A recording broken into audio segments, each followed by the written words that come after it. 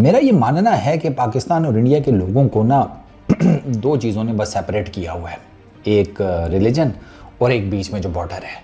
बाकी इनकी तबीयतें, इनके सोचने के अंदाज, इनके भैंस की आंख ताने मारने के अंदाज सब सिमिलर है। बासित अली की एग्जांपल आपके सामने है। बासित भाई, मैं उनकी बड़ी रिस्पेक्ट करता हूँ, लेकिन अब यार जब कोई बंदा बात मेरी समझ बूझ के मुताबिक ना करे तो वो मेरे से नहीं हजम होती। वसीम अकरम को उन्होंने लताड़ा है। अच्छा, वसीम अकरम ने ट्वीट क्या किया? वसीम अकरम ने ट्वीट किया कि भैया हम अपनी आर्म्ड फोर्सेस के साथ हैं, बीइंग अ पाकिस्तानी। बिल्कुल समझ में आती है, ठीक है जी। They replied to aggression and settled the score, कि उनके ऊपर हमला किया गया आर्म्ड फोर्सेस के ऊपर। आर्म्ड फोर्सेस ने रिप्लाई किया, सेटल्ड द स्कोर किया, अल्लाह लाते खैर सलाह। ठीक है, आगे वसीम भाई ये लिखते हैं कि जंग तब शुरू होती है, कोई भी दो मुल्कों के बीच में जंग तब शुरू होती है जब लफ्ज़ जो है या ज़ुबान जो है वो अपना असर खो दे या छोड़ दे। ठीक है ना, यानी कि जब बातचीत से काम ना चल रहा हो तो फिर दो मुल्कों के बीच में जंग हो जाती है किसी भी मुद्दे को लेकर। आगे वो लिखते हैं कि दोनों कंट्रीज पाकिस्तान इंडिया जो अपनी नेक्स्ट पीढ़ी है ना, जो आपकी यूथ है, उसकी बेटरमेंट के लिए बैठकर बात करें, अपने जितने भी मसाइल हैं, कॉन्फ्लिक्ट्स हैं, उनको पीसफुली रिजॉल्व करें। यही आपका फ्यूचर है, इसके अलावा आपका कोई फ्यूचर नहीं है। आपको दोनों देशों को, कंट्रीज़ को अमन चाहिए। ठीक हो गया, ये ट्वीट था। नीचे बासित भाई आगे फुफो बन के, ठीक है ना, या वो नाराज़ ताऊ बनकर बासित भाई क्या लिखते हैं? सी व्यू पर कचरा दिखता है तो फौरन वीडियो आती है, और मुल्क में जंग चल रही थी, इतना लेट ख्याल आया, कुछ शर्म करो यार। वसीम भाई की कोई मजबूरी भी हो सकती है, लेट अगर उन्होंने कर दिया ट्वीट, अगर बिलफर्ज, तो उनकी कोई मजबूरी भी हो सकती थी। बासित भाई, ये कहां पर लिखा है? कौन से आसमानी सहीफे में लिखा है कि यार इस किस्म की सिचुएशन में फौरन से ट्वीट करना है? और वसीम भाई ट्वीट अगर नहीं करते तो कौन सी क़यामत आ जाती है? वसीम भाई के ट्वीट ना आने की वजह से आप जंग हार गए हैं। आपको वसीम भाई के ट्वीट ना आने की वजह से आप, लेट सपोज अगर आप कहते हैं कि वसीम भाई का अगर ट्वीट आ जाता ना टाइम पर, तो हमने तो इंडिया पर कब्जा कर लिया था, वो तो वसीम अकरम का ट्वीट लेट हो गया तो हम रह गए, ऐसा कुछ है? क्या बात कर रहे हैं यार आप? ठीक है, उस बंदे ने ट्वीट कर दिया, लेट इट गो ना, अब उसमें क्यों बाल की खाल उतार रहे हैं आप? बात नहीं, आपको ना मीडिया में बैठ बैठ के ना वो गंदा चस्का लगता जा रहा है। ये मीडिया में जब कुर्सी मिलती है ना, तो अक्सर और बेशतर का यही हाल होता है जो इस टाइम आपका हो रहा है। ये बनते ही नहीं था आपका रिप्लाई।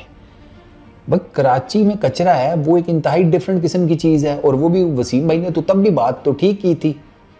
कराची में जाओ, टूटी सड़कें हैं, कचरा है, ये तो कराची वाले खुद बेचारे उससे तंग हैं।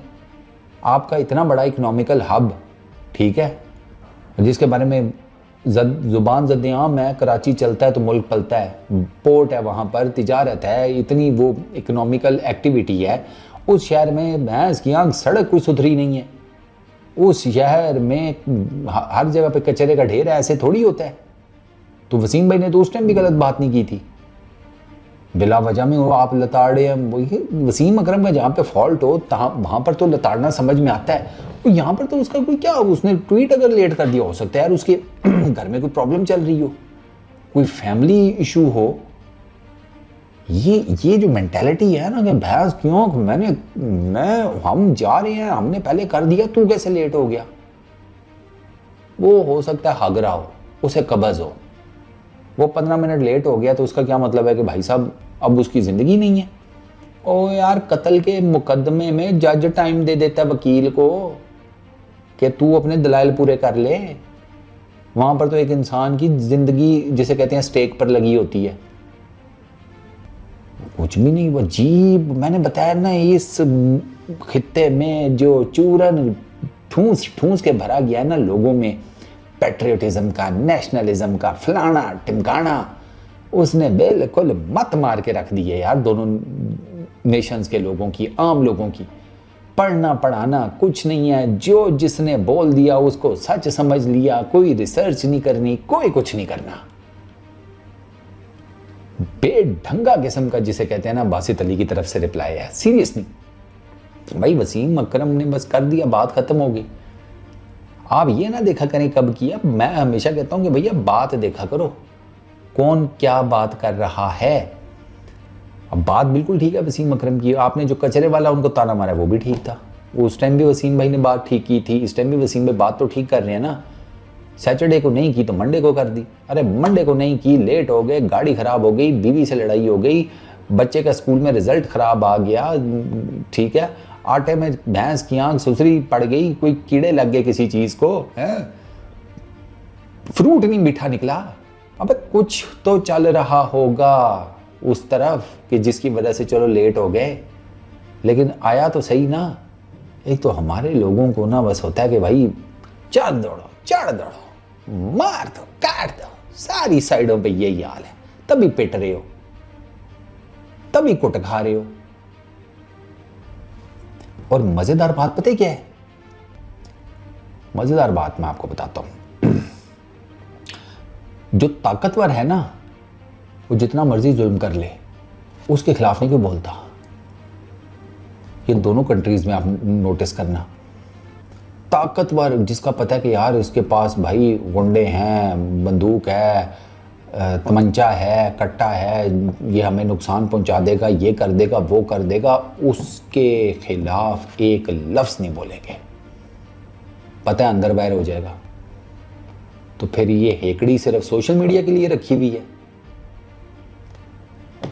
लोगों का जहन पलूट होता है। अच्छी बातें किया करें सोशल मीडिया पर आकर, और अगर बुरी करनी है तो ना किया करें। टीवी पर भी आपको देखो, सोशल मीडिया पर भी आपको देखो, भैया बात से कर दो। किसी दिन मेरी गैलरी में ना नजर आ जाना कि मैं कहूँ कि यार टीवी पर भी यही है, सोशल मीडिया पर भी नहीं है, चलो जरा गैलरी में खड़े होके 2 कश लगा लेते हैं, प्रकट हो जाए यहाँ पे एक दिन अचानक से, क्या हाल है। फिर मेरे जैसे बंदे के पास तो कोई ऑप्शन नहीं बचेगी, मैंने इस्लाम मार देनी है नीचे। कमाल है यार, ये कोई बात है करने वाली। जो बड़े लोग होते हैं ना, किसी भी देश के, किसी भी मुल्क के, किसी भी सोसाइटी के, उनको बहुत सोच समझ कर बातें करनी चाहिए। हुब्बुल वतनी, देशभक्ति, ये सारी चीज़ें ठीक है जी, आई रिस्पेक्ट दैट। इसमें थोड़ी अकल भी इस्तेमाल करनी चाहिए। लोगों को लड़ाने से कभी फ़ायदा नहीं हुआ, लोगों को साथ बिठाने से फ़ायदा होता है। अब आपको ये चीज़ समझ आ जाए तो ठीक है, नहीं आए तो मैं क्या कर सकता हूँ। मैं इसी तरह आप लोगों की,